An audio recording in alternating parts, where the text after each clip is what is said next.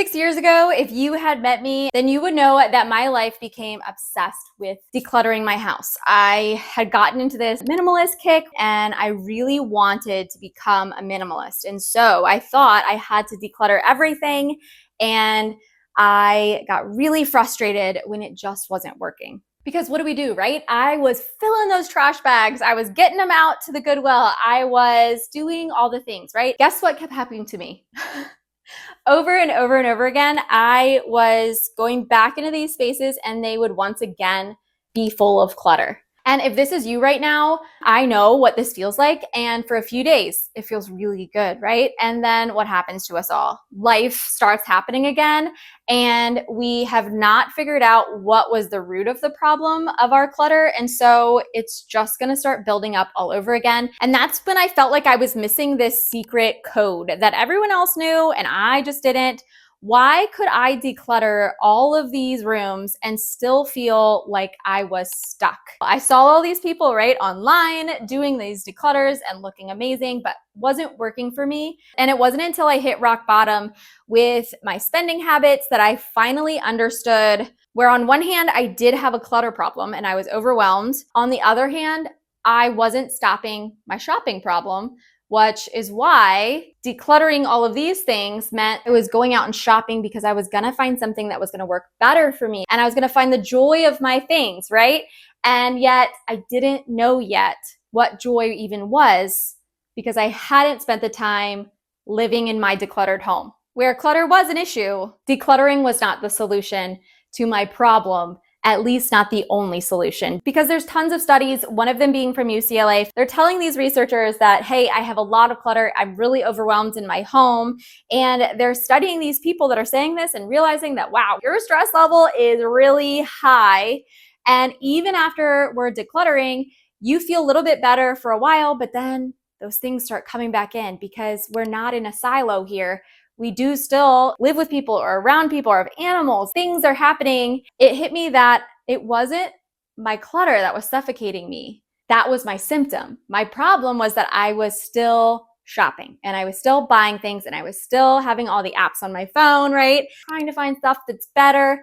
And now when I had this decluttered space, I had space that I could finally refill, right? With things that I was going to think were more beautiful. It wasn't what was actually happening. Because in reality, I wasn't buying things because I needed them. I was buying things because I enjoyed shopping and I enjoyed getting that dopamine hit that I was getting as I was going out to the store and finding a really great deal at the Goodwill. I was enjoying the dopamine hit, not ever really foreseeing what I was doing with all of these objects once I walked back in through the door. And around this time, I can remember I started to do a lot more research into what to do about this problem I was having.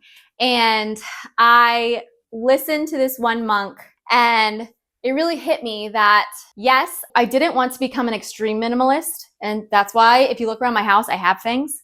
But I wanted to become somebody who was conscious of what I was bringing in and had purpose and reason to my life and my stuff. So listening to the monks' philosophy, they lived with fewer possessions, not because they hated things, because they understand that every possession carries responsibility. The Zen teacher, Suzuki, wrote, "The purpose of studying Buddhism is not to study Buddhism, but to study ourselves." And that's exactly what decluttering became for me. Started to study myself, why I still was buying too many things. You find yourself in the same boat that I was in several years ago, and you just keep decluttering, and yet excuses become our reason not to live in a house that feels good to us and not to only own things that have a purpose and a reason, because our excuses get the best of us. And that's when I started asking things like, why am I buying this item? Why did I feel the urge to shop right now? Is it because I'm sad or I'm happy? I think I deserve something. Why do I feel the need to go shop? Was it because I needed it 5 minutes ago? Because I needed it an hour ago? Or is it because I just saw the ad online? And what is it that I'm really looking for? Because when you start to ask that question, what is it that I'm really looking for?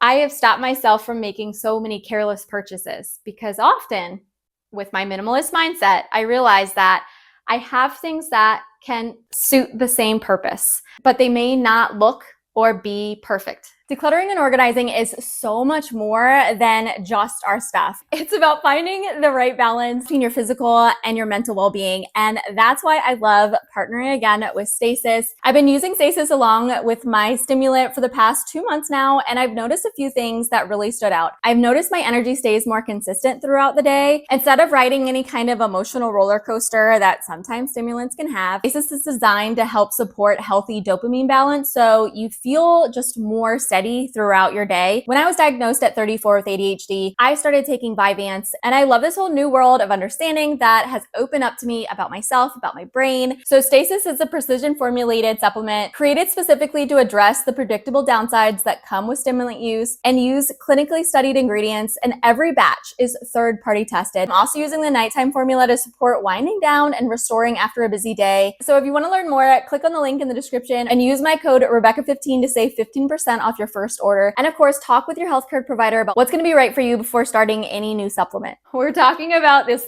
code to figuring out why we're still living in clutter and not enjoying our home as much as we think we should after all of that hard work we did. And it came down to a big moment in my life when I realized that nobody was going to change my home unless I changed, unless my idea of what I needed and how I wanted to live changed and did a 180. And nobody else was going to get on the bandwagon with me if I didn't even know the direction I was going in. And I remember having a conversation with my husband because I was doing that cycle of decluttering and then buying more, right? And my husband said to me, either stop decluttering and just enjoy what you have right now, or declutter it and do not bring it back in any shape or form. And when he said that, it hurt my feelings. But the next day, he was right. I was doing that. I was spending more money than I'd actually ever spent before for the sake of decluttering and minimizing my home. It didn't make sense, because if we're really paying attention to what we need, we should be able to have and buy a lot less because we're using up what we have, or we're only bringing in things because we absolutely have to, not just because they were on sale and were cuter than the cups that we just got rid of. I want you to think about your house as a place where you should find the most peace, and it should be so easy for you to love your home. Our home is not just another storage area. Our home is not just an organizing project that is never ending. We're going to stop the flow of in, and we're going to look at all the things we have and say, if I was to get rid of this object, am I getting rid of it just so that I can buy an upgrade? Or am I getting rid of it because I don't need it and I'm not going to bring it back into my life? So real quick, I want to mention this before we do anything else. And that is, let's talk about 3 areas in our homes that are usually, I find, the worst places for our clutter, where our clutter gets hidden, where our clutter gets stuck. And the first one, of course, is going to be our entryway. Our entryway is at the heart of our home. It's the first place that most of our guests are going to walk in. And so how do we feel when we walk in the door? Is it where you're stepping in, you're turning around to your guests and saying, please don't look at this? Or is it a place where you are just comfortable? Yes, not everything is perfect. You are comfortable with it. And when you are comfortable with it, you don't feel like you need to apologize anymore. I have caught myself saying, oh, please ignore said ABC stuff that's left out. And when I catch myself and I don't apologize, I feel so much better, because honestly, this is just a home. And I have decluttered it enough where I feel comfortable with the things that I'm keeping. And so I don't need to apologize for my life. And our entryway is also a place where clutter really reveals itself the fastest. The biggest clutter often finds its way into our entryway. Our shoes, our bags, our equipment, and behavior research often talks about friction. The more steps required to put something away, the less likely you are to get it done. And so if you're stuck in your entryway right now feeling heavy and overwhelmed in this space, it's because you have too many things in that area beyond the container, right? Your organizational systems are too complicated for your family. And it doesn't mean that they have to actually be all that complicated, but in the scheme of things, is it easier to throw your shoes on the floor than put them in the basket because the baskets are always full? Is it easier to put your papers on the table instead of in the basket because the basket that you have for your mail is too high and you forget it's even there? Do you not have enough hooks on your walls for your family to each have one? then these things are gonna find their way onto the floor. And with even your best intentions, if the space is too cluttered or doesn't have an easy enough storage solution, the friction is gonna get to you, the friction is gonna get to your family, and these things are just not gonna be put away. Kitchens. Okay, our kitchens die by a million decisions. They feel overwhelming because in our kitchen, these things are constantly rotating. We buy food, we put it away, we eat it, we have to get more. What I found in my kitchen is simplify your organizational systems. They can expand and contract with your life. If I was to hyper organize, label everything specifically, have a certain container that's a certain size because I'm gonna buy this thing over and over again, it doesn't work that way, right? When we start to change our minds, when our tastes start to change, then we get overwhelmed because things aren't fitting correctly. So if we simplify the organization, then when life changes, we don't get stressed out because things are going to fit in there no matter what. One of the biggest breakthroughs in my own kitchen was realizing I didn't need backups for everything. I didn't need 17 spoons. We're not a family that entertains large gatherings of people. We like to have small groups of friends over, and that's usually about it. But even when it's Thanksgiving and our family comes over, we just borrow stuff. And honestly, it just doesn't bother me to ask for help anymore. It doesn't bother me to share. And that's a great place to be, not feeling like you're not an adult because you don't have everything, but realizing that honestly in life, we don't need everything if we have a community around us that can help us. And building that community is essential to becoming a minimalist, because once you realize that you cannot have everything without being completely and utterly stressed out, start to realize that there are people that you can reach out for those things that you dearly love, but you don't have the capacity for.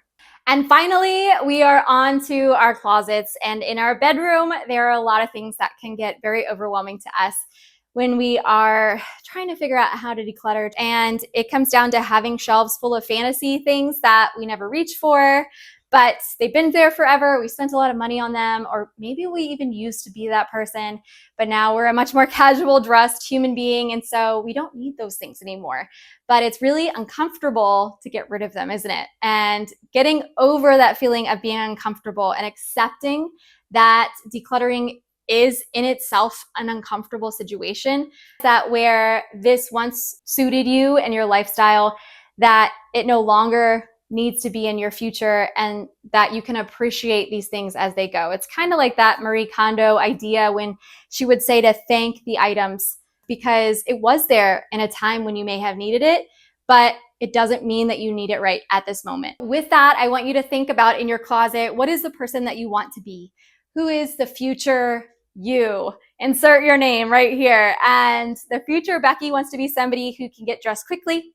I want to feel comfortable in my clothes and not restricted. And I want to love the feeling that I have when I'm in my clothes and what they look like on my body. And yes, I don't care if they're perfect. And often I like to just lounge around and be in the most comfortable clothing possible. But I want to feel good walking out the door in them also. Find your balance. Have 2 different capsule wardrobes. If you do need to get more fancy for your job, then have those clothes that are easy to reach when it hits Saturday and Sunday. Balancing that out so that the life that you really want to live, the person you really want to be, is the one that shines the most through your closet. So you might be asking, right? What is this decluttering password? What is the answer to my clutter? And how do I stop bringing it into my home? You cannot organize your way out of overconsumption. You cannot declutter fast enough to outrun buying more things. And you cannot create a peaceful home while conditionally filling it faster than you can empty it. The solution isn't becoming better at managing our things. It's becoming more intentional about bringing them in. So if you're tired of having baskets that constantly get refilled, then go ahead and get rid of the basket and don't put anything there anymore. If you are tired of having closets full of coats, then have one coat that has a multi-purpose use to it. It has a hood for the rain. It keeps you warm enough for all winter, and get rid of all of the excess ones that you never end up taking out anyway. Start thinking about your home as a tool to help your future, not as a place where you store your stuff. One of my favorite quotes says, to attain knowledge, add things every day. To attain wisdom, remove things every day. If we want to become more wise with our purchases, then we have to remove our desire for more. We have to delete the apps off our phone, and we have to stop sitting in the parking lot and going into the stores just to have a look. We have to start saying no to those things until we can start to acknowledge that stuff no longer has a huge pull on us, that we are in control and we can easily say no to things that aren't going to benefit our life in the future. If you have enjoyed this, which I certainly have, I need some water now, I'm like, my mouth's so dry, then please watch this video right here on the left. And of course, like always, I wish you guys the very best.